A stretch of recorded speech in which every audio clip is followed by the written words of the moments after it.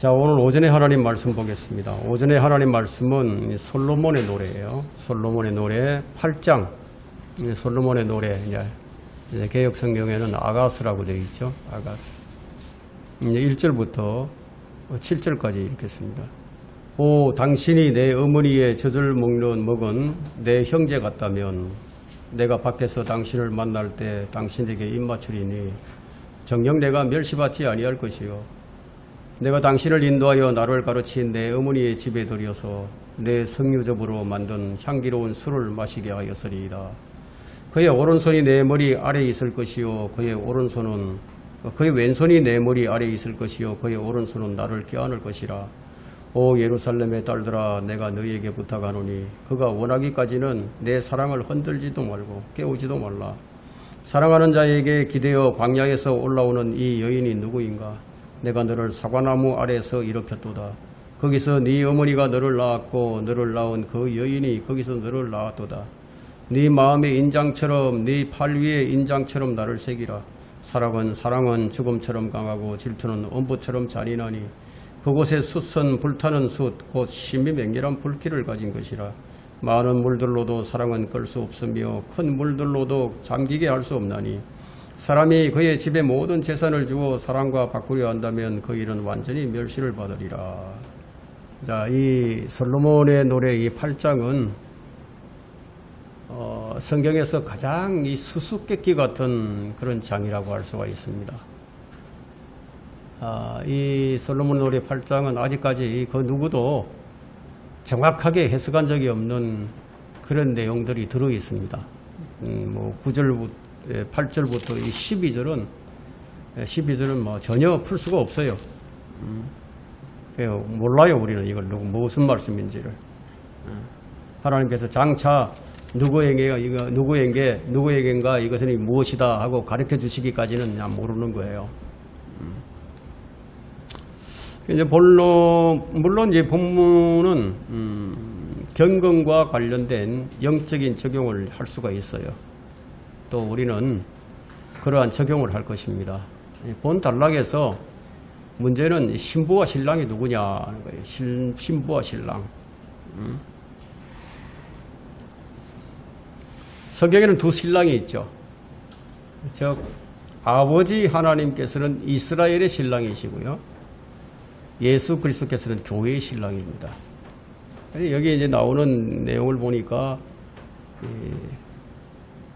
8절이죠. 8절에 6절입니까? 6절에 사랑은 죽음처럼 강하고 질투는 엄부처럼 잔인하다. 오늘 우리 이 설교 제목을 제가 이렇게 정했습니다. 죽음처럼 강한 사랑과 엄부처럼 잔인한 질투. 참으로 강한 인상을 주는 표현이죠. 본문에 나오는 이 사랑의 노래는 그리스도와 교회에 관한 사랑을 노래한 것으로서 우리 주님께서는 우리 교회를 이제 이렇게 사랑하셨다는 거예요. 그런데 그 사랑이 죽음보다 강하다. 죽음보다 강하다. 그것이 바로 우리 하나님께서 우리를 사랑하실 때 보여준 그 사랑이었습니다. 로마서 5장 8절에 있는 것처럼 우리가 아직 죄인이었을 때 그리스도께서 우리를 위하여 죽으심으로써 하나님께서는 우리를 향한 그의 사랑을 나타내셨느니라. 죽음으로서 나타내주셨어요. 사랑은 죽음보다 강하다고 표현하신 그 이유를 이 구절로 보여주는 거죠. 사람들은 모성애가 가장 큰 사랑이라고 이제 말을 하지만 부모가 자식을 미워하고요. 자식이 부모를 미워하는 사람들로 오늘날에는 넘쳐나요. 남녀 간에 사랑이 강하다고 하지만 그 사랑은 그리 오래가지 못합니다. 왜냐하면 그러한 사랑은 죄의 싹시고 죄의 결과물이기 때문에 그래요. 하나님의 사랑은 우리를 위해서 우리를 대신해서 자기 생명을 내어놓는 사랑입니다. 이런 사랑은 필연적으로 죽음을 동반하게 되어 있습니다. 예수 그리스도께서는 교회를 사랑하여 자기 생명을 내어놓으셨죠. 사랑은 죽음처럼 강하고 이 사랑은 자신이 죽는 사랑이고 세상에서 말하는 사랑은 누군가를 죽이는 사랑이에요.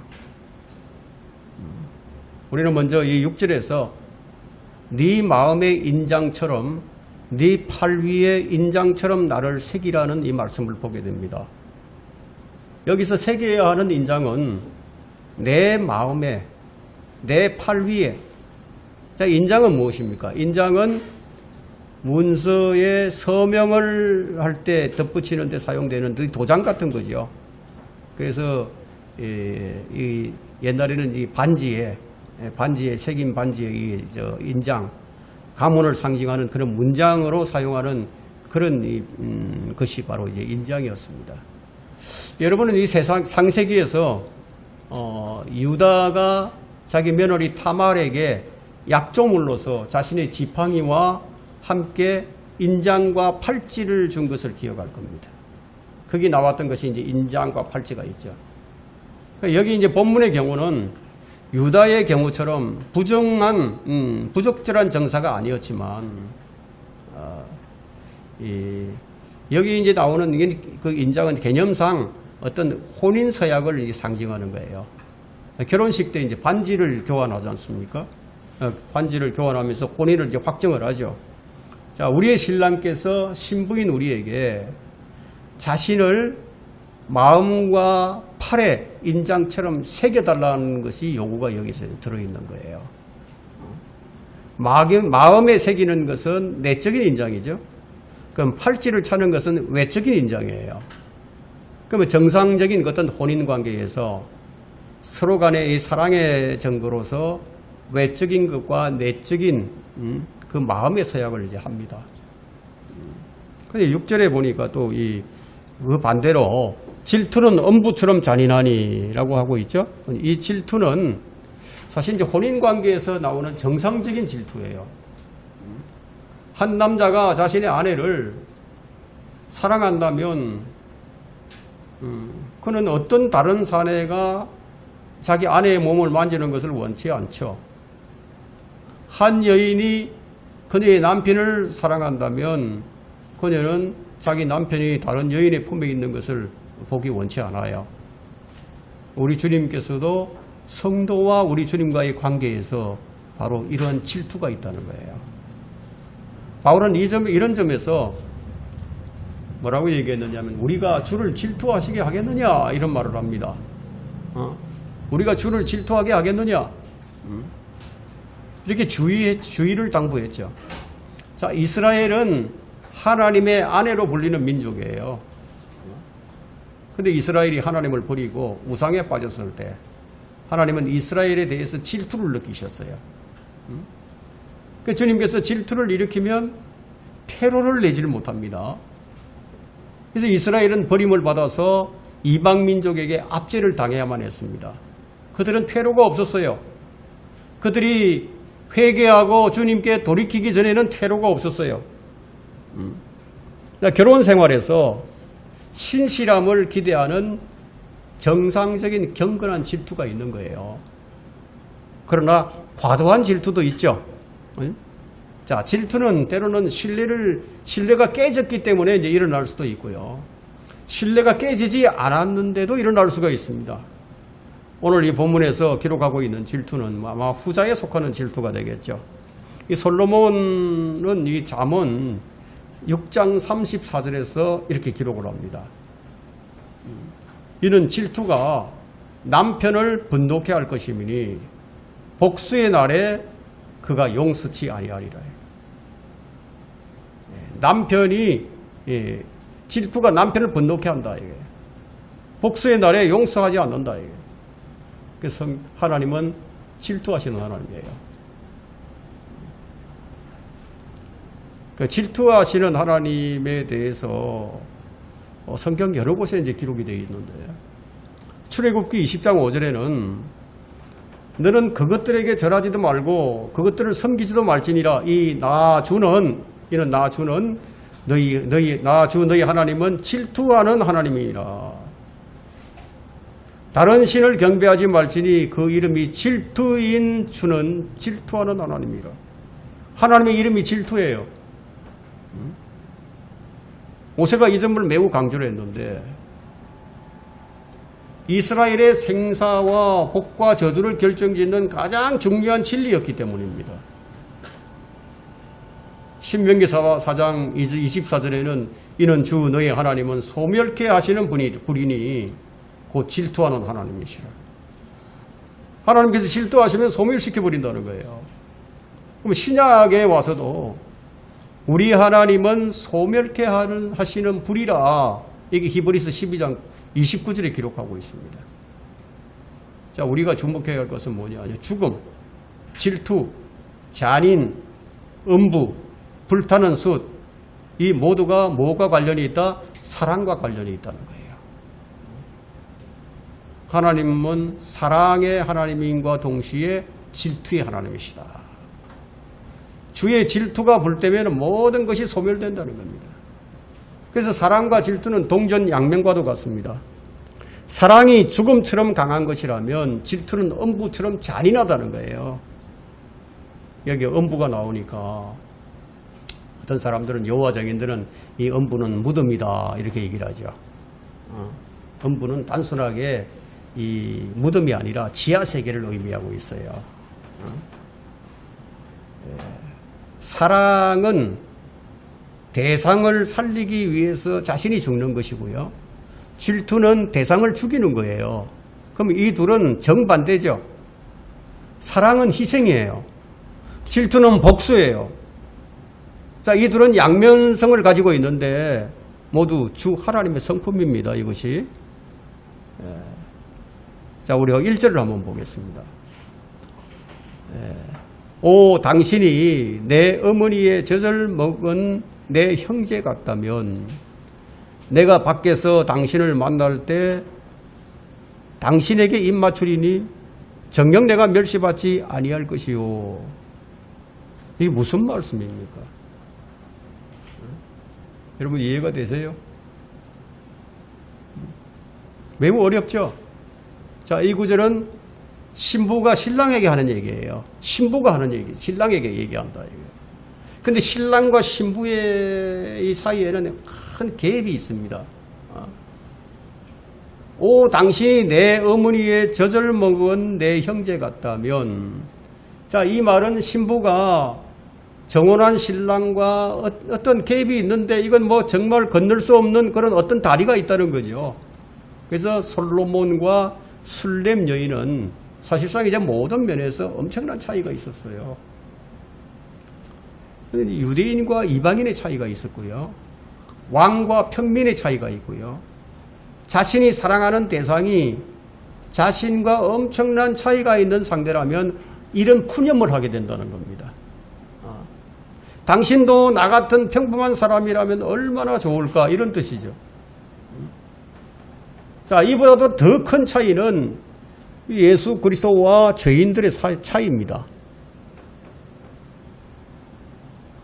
자, 여러분과 예수님의 차이는 무엇과 같으냐면 하나님과 사람의 차이예요.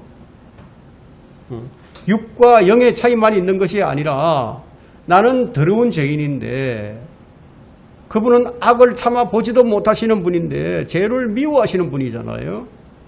그러니까 서로 아무리 원해도, 내가 아무리 원해도 서로 연합할 수 없는 것이에요. 동질성을 느낄 수가 없어. 동질성을 느끼고 싶은데 현실적으로 너무나 큰 벽이 있는 거예요.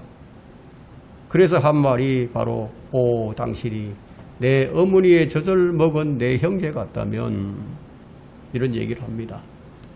자, 비록 우리가 구원받았다 해도 자, 우리는 주님과 너무나 큰 차이가 있고요. 뭐 아무런 동질성이 없어 보입니다. 그래서 주님은 스스로 자신을 맞추신 거예요. 주님은 우리와 형제가 되시기 위해서 종의 형체를 입고 사람의 모습으로 오신 거예요. 그분이 사람이 되셔서 어머니의 젖을 빨았어요. 예수님은 유년기가 있었고, 청년기를 거쳐서 우리와 동일한 감정을 느끼셨어요. 그래서 빌립보서 2장 7절에는 오히려 자신의 영예를 버리고 종의 형체를 입어 사람들의 모습을 취하셨느니라. 이렇게 기록을 합니다. 영이신 하나님께서 사람이 되셔서 우리와 동일한 살과 피를 취하셨다. 말씀이 육신이 되어 우리 가운데 거하시면서 우리를 형제라고 부르기를 부끄러워하지 않으셨다는 거예요.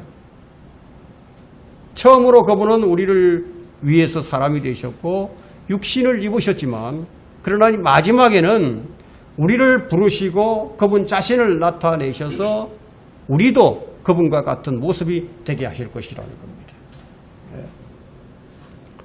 그래서 이것은 로마서 8장 29절에 하나님의 목적을, 부르신 목적을 설명을 하고 있거든요. 거기 뭐라고 얘기하느냐면, 그분께서는 미리 아신 자들을 자기 아들의 형상과 일치하게 하시려고 하나님께서 자기 아들 예수 그리스도의 자기 아들 형상과 예수 그리스도와 일치하게 하시려고 우리를 예정하셨다.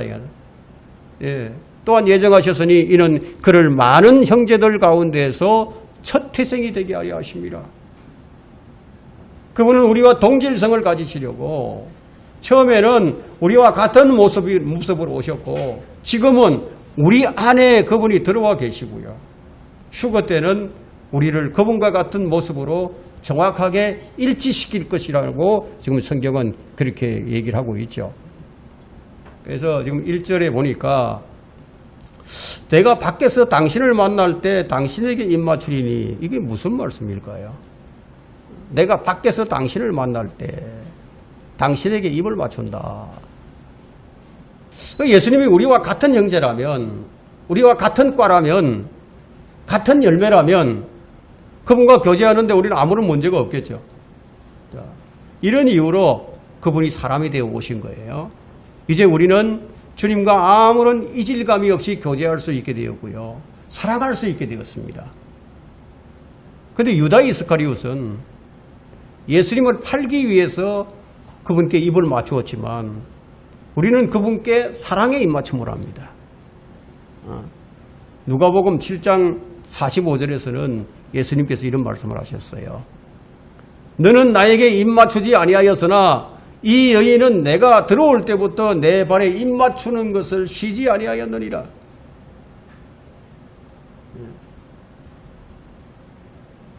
우리 주님께서 사람의 모습으로 오시지 않았다면 아무도 그분께 입맞추지 못하겠죠. 성경은 말하기를 시편 2편 12절에서 그 아들에게 입맞추라. 그렇지 않으면 그가 노하실 것이요 그가 조금만 격분하셔도 너희가 그 길에서 망하리라. 그러나 신뢰하는 사람은 복이 있도다. 이제 이런 말씀이 있습니다. 예수 그리스도께서 사람이 되셨어요. 여러분, 왕족이 천민과 입을 맞춘다면 그러면 사람들이 뭐라고 얘기할까요? 사람들이 멸시하지 않겠습니까? 격이 안 맞다고. 그죠? 요즘과 같이 아주 평등한 사회라도요, 집안 차이가 크게 난다면 결혼을 반대합니다. 하물며 천한 죄인이 높으신 하나님과 결혼을 한다면 어떻겠습니까? 예? 그래서 주님은 처음부터 사람으로 오셨어요. 사람과 사람의 사귐이라면 전혀 문제가 없을 거예요. 그죠? 사람과 사람이 사귀니까. 우리가 주님과의 입맞추면요, 뭐라고 얘기하느냐? 정녕 내가 멸시받지 아니할 것이요 얘기합니다. 우리의 입맞춤은 멸시받는 그런 입맞춤이 아닙니다. 왜 멸시받지 아니하죠? 같으니까. 유유상종이니까. 주님은 하나님이시고 말씀이시고 영이신데 완전한 사람이 되셨어요. 종의 모습을 취하셨습니다. 우리와 동일한 살과 피를 가지셨어요. 그래서 시험을 받으셨습니다. 우리와 동일한 감정을 느끼셨어요. 그래서 우리는 주님께 입맞추는 데는 아무런 문제가 없어요. 주님은 우리의 경배를 받으셨고 죄인들이 오는 것을 막지 않으셨어요. 주님은 그 죄인들과 함께 먹고 마시셨습니다. 누가 그분께 입맞춤을 해도 멸시받지 않게 되었습니다. 그분이 우리와 같은 종의 형체를 입으시고 사람이 되셨기 때문이에요. 그러면 우리는 어디에서 그분을 만나는가 하는 거예요. 여기 보니까 1절에 내가 밖에서 당신을 만날 때, 왜 밖에서 만나죠? 내가 밖에서 당신을 만날 때, 밖이 어디입니까? 어디를 얘기하는 거죠? 바로 우리 주님께서 죽으신 곳 진영 밖이에요. 진영 밖. 진영 밖인 바로 그분이 죽으신 십자가에서 만날 때, 그분을 만날 때 그 입맞춤은 멸시받지 않는 입맞춤이라는 거예요. 1절이 바로 그런 의미가 있는 겁니다. 자, 두 번째 이제 2절을 보겠습니다. 내가 당신을 인도하여 나를 가르친 내 어머니의 집에 들여서 내 석류즙으로 만든 향기로운 술을 마시게 하였으리이다. 내 어머니, 교회의 어머니는 무엇입니까? 교리적으로. 교회의 어머니. 여러분의 어머니는 어디입니까? 무엇입니까? 새 예루살렘 성이에요. 그래서 우리 본향이 하늘의 새 예루살렘이에요. 우리는 그곳에서 새로 태어났어요. 그래서 갈라디아서 4장 26절에서 위에 있는 예루살렘은 자유로우니 우리 모두의 어머니라. 이해가 되십니까? 그리고 새 예루살렘 성은 계시록 21장 2절에 보면요, 신부가 신랑을 위해 단장한 것 같이 예비된 것이라고 얘기를 합니다. 한번 계시록 21장 2절을 보게 되면 나 요한은 거룩한 도성 새 예루살렘이 하나님께로부터 하늘에서 내려오는 것을 보았는데 마치 신부가 자기 남편을 위하여 단장한 것 같이 예비되었더라. 신부가 자기 남편을 위하여 단장한 것 같이 예비가 되어 있는 것이 바로 새 예루살렘 성입니다. 물론 이 예루살렘은 우리 주님께서 만드신 것이죠. 요한복음 14장에서 그분께서 내가 처소를 만들러 간다. 그 처소예요. 성경은 그렇게 표현하고 있습니다. 천년왕국이 끝난 후에 우리는 주님과 함께 새 예루살렘 성에서 영원히 살게 됩니다. 교리적으로 그래요. 그러나 이제 우리가 2절을 영적으로 적용을 해볼 때 이 구절은 주님과 성도 간의 교제예요. 내 어머니 집에 들여서 내 석류즙으로 만든 향기로운 술을 마시게 하였으리이다. 최상의 영접이죠. 영접하는 거예요. 우리가 그렇게 하는 날이 오게 될 겁니다. 그렇게 오게 될 겁니다. 그래 우리가 영적으로 적용해 보자는 거예요. 백부장은 감히 예수님이 자기 집에 오는 것을 몸둘 바를 몰랐어요. 합당치 않다고 생각했죠. 그래서 예수님을 자기 집으로 모셔가지 못했어요. 그러나 회당장이나 세리장 삭개오는 예수님을 자기 집으로 모시고 접대를 했어요. 여러분, 이거 마르다와 마리아 역시 자기 집으로 주님을 모시고 접대를 했죠. 우리는 어떻게 그러면 접대를 할 수 있을까요?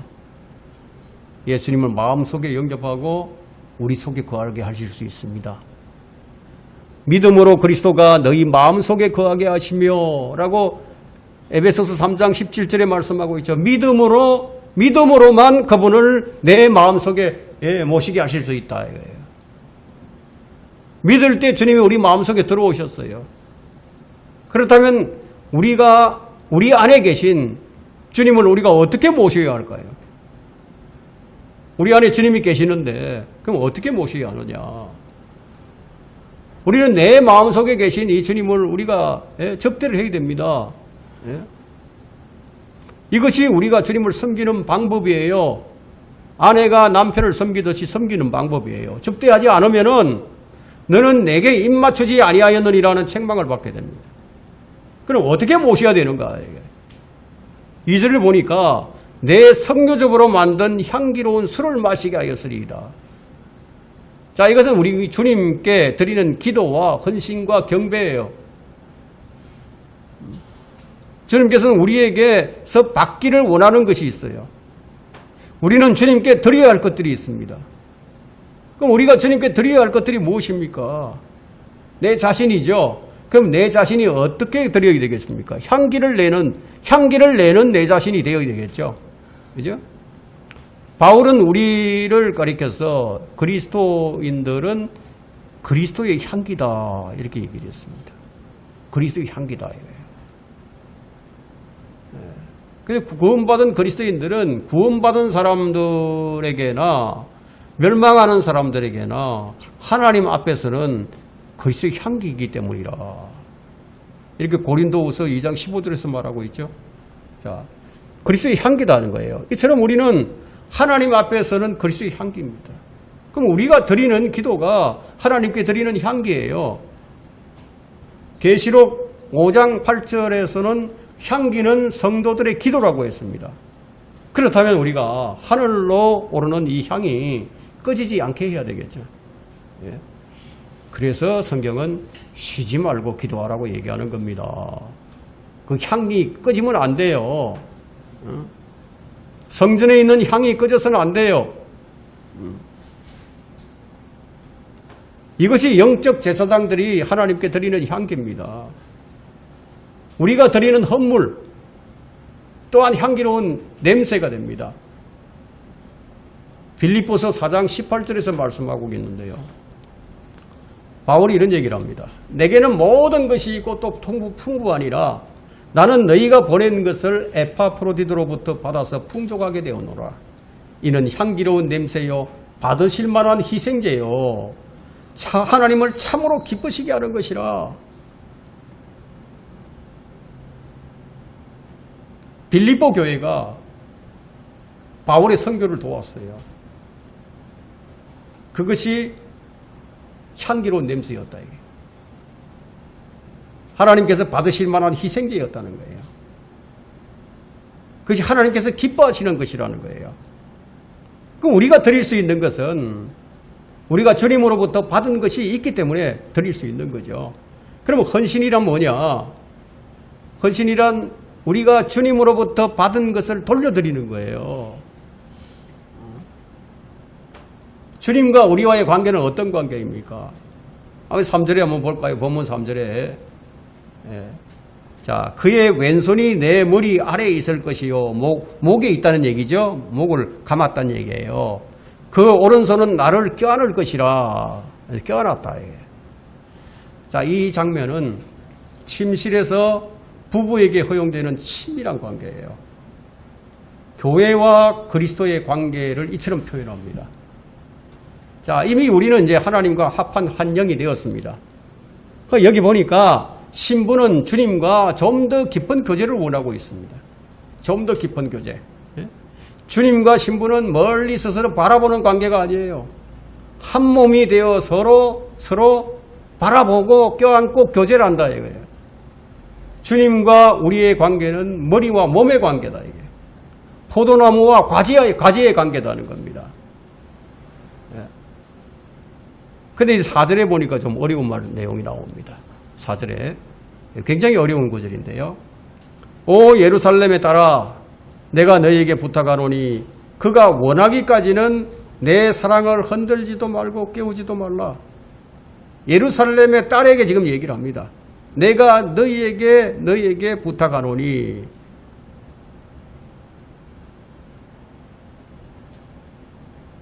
성경에서 이제 예루살렘 딸 하면 누구예요? 예루살렘의 딸은 유대인들을 얘기하죠. 그러면 유대인은 그리스도인이 아니에요. 그리스도인도 유대인이 아니에요. 이 말씀은 재림의 문맥입니다. 주님이 주무시는가요? 주님이 주무세요? 그럼 왜 흔들지도 말고 깨우지도 말라고 얘기를 하죠? 하나님은 졸지도 않고 주무시지도 않는 분인데 왜 그런 얘기를 하고 있죠? 이스라엘을 지키시는 분은 졸지도 않고 주무시지도 않는다는 말씀을 여러분들이 읽었을 거예요.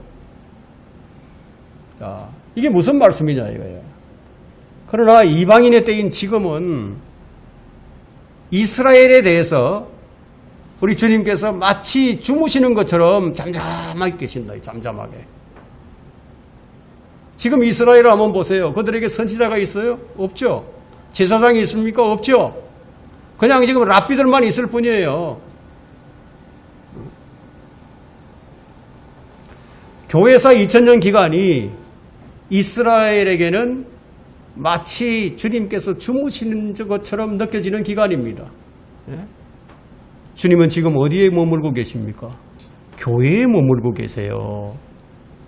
그러나 대환란기 야곱의 고난의 때가 오게 되면 그때는 이스라엘은 주님께 부르짖고 주님을 흔들어 깨울 거예요. 유대인들은 하나님은 자신들만의 하나님이라고 말을 하지만 그런데 지금 그들에게는 성전도 없고 제사장도 없고 아무것도 없어요. 그냥 자기들끼리 모여서 율법 강의나 하고 그러고 있죠. 그런데 그들에게 닥칠 대환란, 그들에게 닥치올 대환란, 그때는 너무너무 고통스러운 때예요. 홀로코스트는 아무것도 아니에요. 그때 그들은 주님을 찾고 주님을 깨울 거예요. 그러면 주님께서 잠에서 깨어나신 것처럼 일어나셔서 이스라엘을 위해서 싸우시고 일을 하실 것이라는 거예요. 우리가 이것을 시편에서 몇 구절을 좀 찾아보겠습니다. 시편 78편 65절.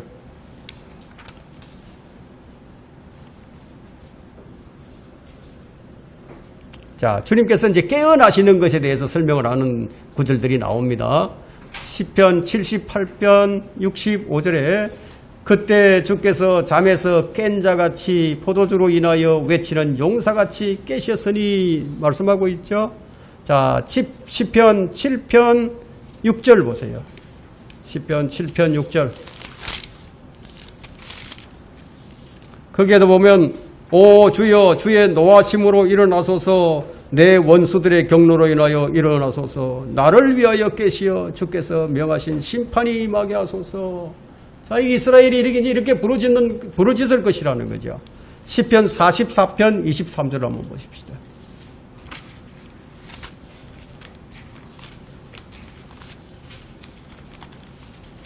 시편 44편 23절에 오 주여 깨소서 어찌하여 주무시나이까 일어나소서 우리를 영원히 버리지 마소서 이렇게 말씀합니다.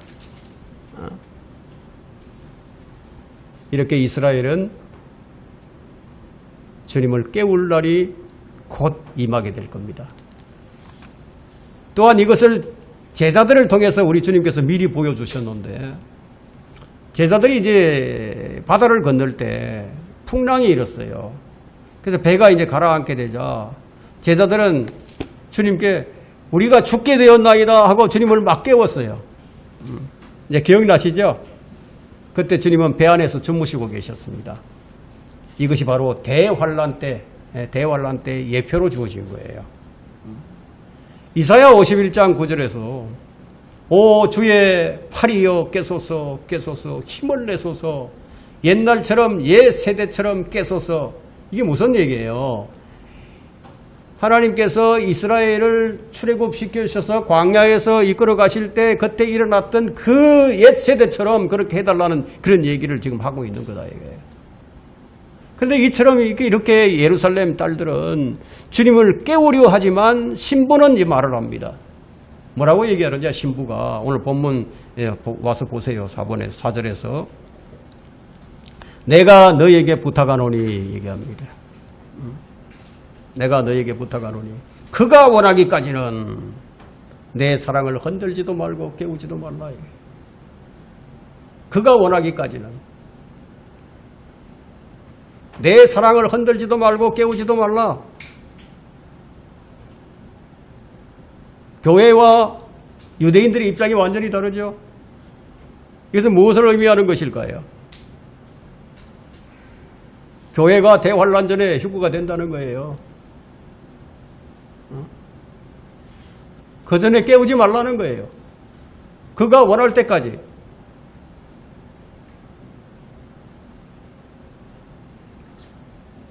자, 세 번째는요. 사랑하는 자에게 기대어 광야에서 올라오는 이 여인은 누구인가? 예? 5절을 보세요.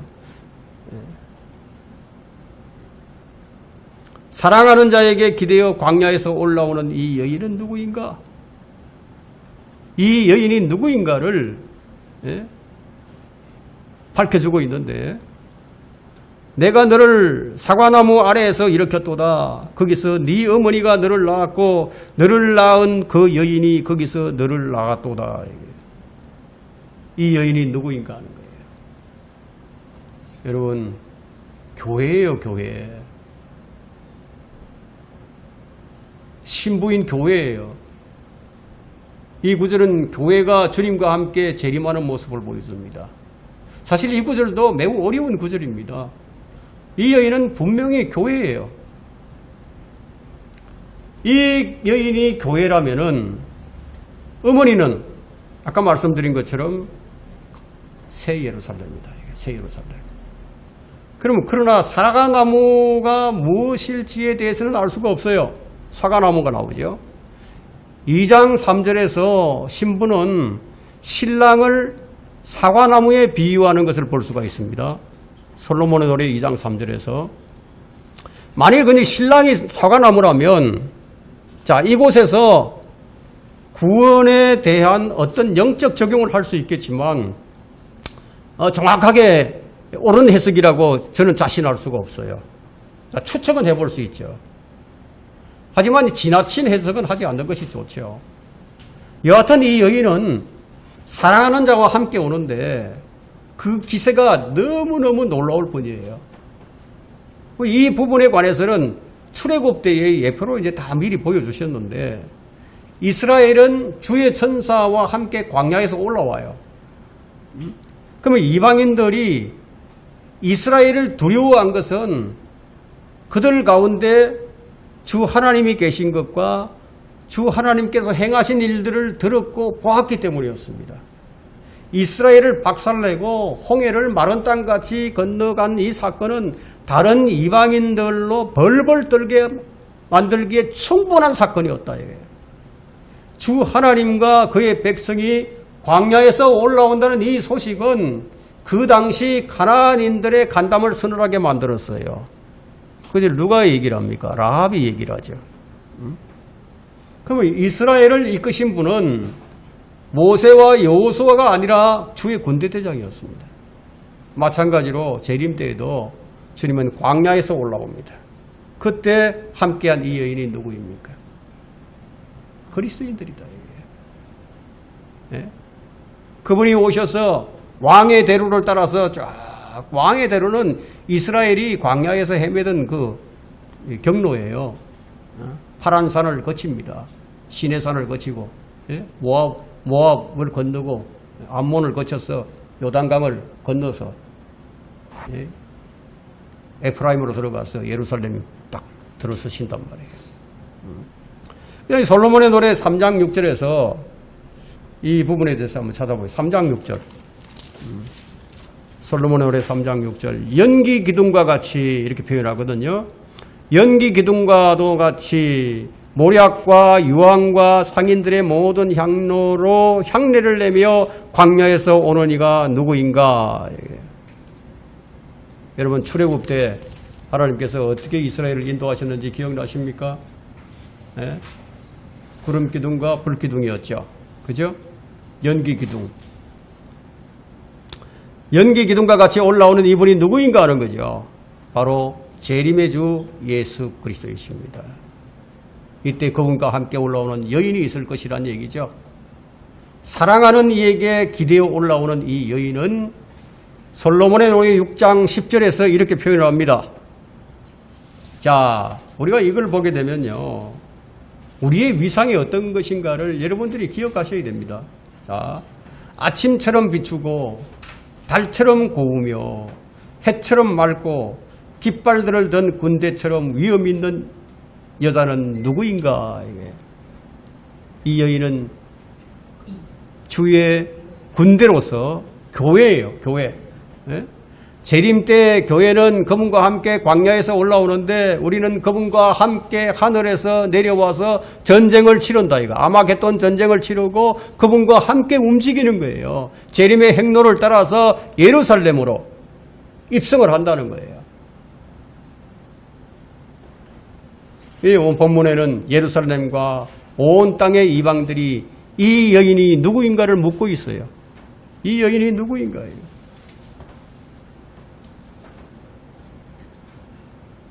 이 여인은 주님의 몸된 교회, 주님과 결혼한 여인입니다. 구약의 유대인들은 이 여인이 누구인지는 몰랐어요. 그런데 광야에서 올라오는 모습이 매우 독특합니다. 마치 신혼여행을 마치고 돌아오는 신부처럼 독특한 묘사예요. 이 여인을 사과나무 아래서 일으켰다고 하는데 이것은 솔로몬의 노래 2장 3절에서도 나옵니다. 성경에는 다양한 나무가 나오죠. 그런데 사과나무는 예수님을 상징합니다. 교회는 예수님의 그늘에서 예수님의 열매를 먹는 거예요. 신부는 신랑을 나무들 가운데 있는 사과나무라고 표현을 했는데 그 나무 아래에서 기뻐한다고 말을 합니다. 주님은 신부를 사과나무 아래서 일으켰다고 말씀하셨는데요. 그러면 교회가 태어난 장소가 어디예요? 교회가 어디서부터 시작이 됐습니까? 이 반석 위에 나의 교회를 세우리니. 자, 우리는 모두 십자가에 못 박히신 그리스도로부터 태어났습니다. 말씀의 씨로 우리를 태어나게 하신 분이 성령님이시죠.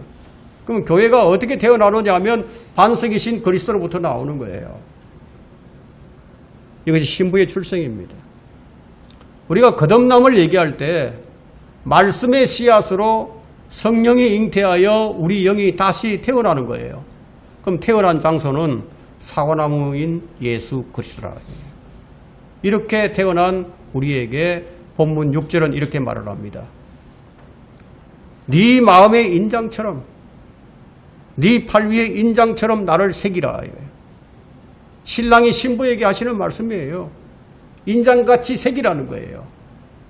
왕의 반지는 칙령이 내릴 때 찍는 그런 도장이죠. 예? 옥새예요, 옥새.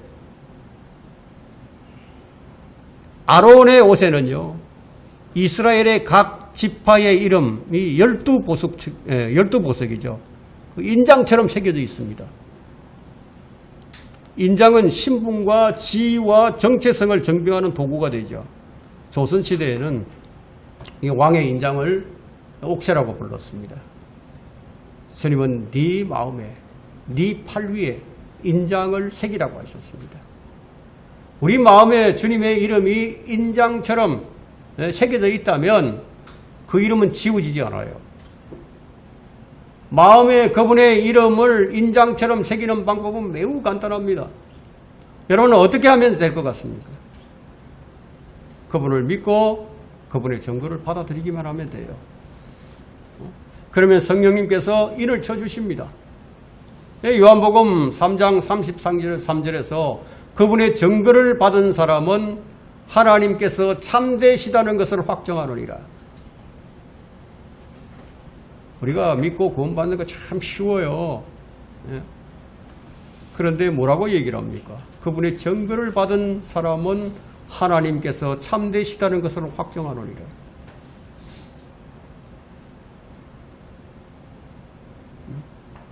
이 말씀을 보니까 그분의 증거를 받아들이면 그분이 참되시다는 것을 확정한다고 했는데 그러면 여러분은 어떻게 확정을 하고 계십니까?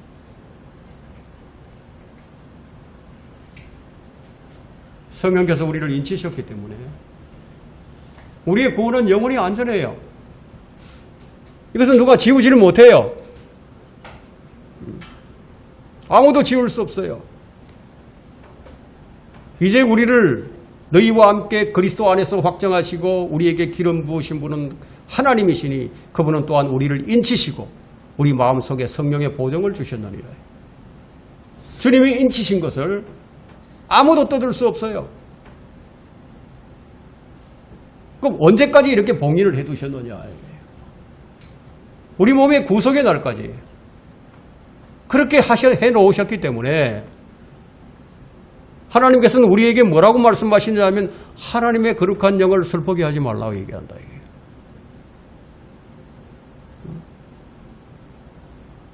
하나님은 우리 마음에 말씀을 새기셨어요. 그래서 우리는 그분의 편지예요. 그 말씀이 기록되어 있으니까. 에베소서 3장 2절과 3절에는 너희는 우리의 마음에 우리의 기록된 편지라 모든 사람에게 알려졌으며 읽혔고 또 너희는 우리가 섬긴 그리스도의 편지임이 분명히 드러났으니 이는 잉크로 쓴 것이 아니라 살아계신 하나님의 영으로 쓴 것이며 돌판에 쓴 것이 아니라 육신의 마음에 쓴 것이라. 우리 마음에 이렇게 새겨져 있다 이거예요. 그런데 이런 증거가 있는데 난 잘 모르겠다. 그럼 그 어떤 무엇입니까 그것이? 난 잘 모르겠다. 그분이 증거가 있다고 얘기하는데 난 잘 모르겠다. 그럼 가짜죠. 이런 일들은 지금 현재 우리에게 성취된 일입니다. 주님은 이스라엘에게도 말씀을 주셨는데요. 그것은 돌판에 새겨주셨어요. 그 돌판에 새겨진 것은 돌판이 깨지면 사라지죠. 모세가 시내산에 올라가서 돌판을 딱 두 돌판을 들고 내려옵니다. 내려오는데 보니까 그 우상을 금송아지를 만들어 놓고 그냥 춤을 추고 벌벗고 춤을 추고 막 소란 피우는 걸 보여. 그러니까 모세가 그 돌판을 집어 던져버렸어요 거기다가. 그러니까 가루가 되고 다 깨져버리고 그 말씀은 사라져 버렸다 이게. 돌판에 새겨지면 이것은 깨지면 사라진다 이거예요. 그러나 주님은 천년왕국 때예요. 이스라엘에게요 이제 돌판에 새겨서 주시는 것이 아니라 마음판에 새겨서 주시겠다 이런 약속을 해주셨어요. 에스겔 11장 19절에는 내가 그들에게 한 마음을 주겠다. 한 마음을 준다. 똑같은 마음을 준다는 거예요 모두에게. 또 내가 너희 안에 새 영을 넣으리라. 성령을 주시겠다는 거예요. 또 내가 그들 육체 가운데서 돌 같은 마음을 제하고 살 같은 마음을 주겠다. 이런 약속이 주어져 있다 이거예요. 이것이 에스겔 36장 26절에도 동일하게 이제 기록이 되어 있습니다. 예전에는 돌판에 기록된 율법을 주셨는데 이제는 그들의 마음에 주시겠다는 약속이에요. 그래서 새 언약을 주시겠다는 이 말씀이 예레미야 31장 33절에 기록이 되어 있고 또 이것이 이제 새 언약을 다시 한번 확정하는 차원에서 신약에 넘어와서 히브리서 8장 8절에 또 기록이 되어 있습니다. 자, 예레미야 31장 33절을 제가 읽어보겠습니다. 주가 말하노라. 그러나 이것이 내가 이스라엘 집과 더불어 맺을 언약이 되리니 아직까지 이루어지지 않았어요. 그날들 이후로는 나는 내 법을 그들 속에 두며 그들의 마음속에 기록하여 나는 그들의 하나님이 되고 그들은 나의 백성이 되리라. 이제 곧 대환란이 시작이 될 것이고 대환란 끝에 우리 주님께서 재림하시면은 이스라엘과 다시 새 언약을 맺으실 것이다. 이건 뉴 테스터먼트가 아니에요. 뉴 커버넌트입니다. 자, 이렇게 해서 그들의 마음에 완전히 기록하시겠다는 겁니다. 근데 여기 보니까 사랑은 뭐라고 얘기하죠? 사랑은 죽음처럼 강하고 사랑은 죽음처럼 강하고 사랑이 얼마나 강한지는요. 위기에 처하게 되면 드러나게 됩니다. 야곱은 라헬을 얼마나 사랑했던지 7년을 지났는데 단 며칠처럼 느껴졌습니다. 우리의 사랑, 주님을 향한 사랑이 바로 이러해야 한다는 거예요. 주님께서 오시는 것이 지금 더디게 느껴진다 이거예요. 그러나 우리가 주님을 진정으로 사랑하고 있다면요. 결코 길게 느껴지지 않아요. 아브라함은 하나님을 얼마나 사랑했던지 그의 독자 이삭을 그냥 제물로 바쳤습니다. 사랑은 죽음처럼 강한 거예요. 주님은 이 사랑으로 자신의 생명을 우리에게 주셨습니다. 우리는 이 사랑을 향해서 이 사랑을 또 하나님을 향해서 그리고 우리 성도들을 향해서 우리가 써야 한다. 질투는 또 뭐라고 얘기하죠? 엄부처럼 잔인하다. 자, 질투는 사랑에 대한 하나님의 복수예요. 하나님은 세상을 이처럼 사랑하셔서 독생자 예수 그리스도를 아낌없이 우리에게 주셨어요. 질투는 그 사랑을 거부한 것에 대해서 일어나게 된다. 지옥의 불의 심판이죠. 자, 결론은 사랑은 영원하다. 사랑은 영원하다. 7절에서 그걸 알려줍니다.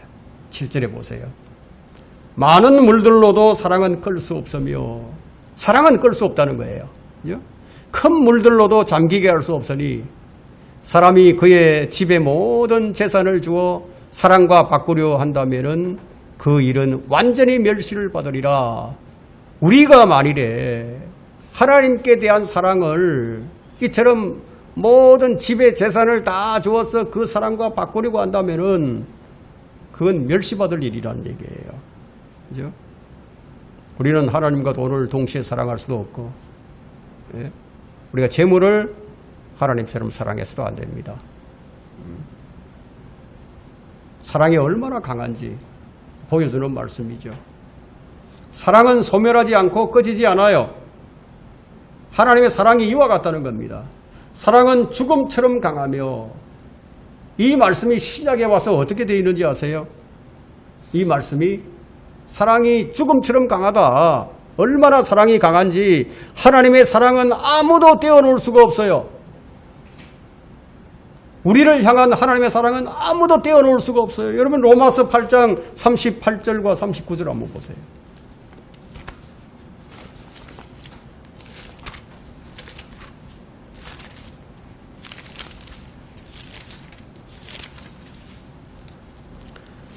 자,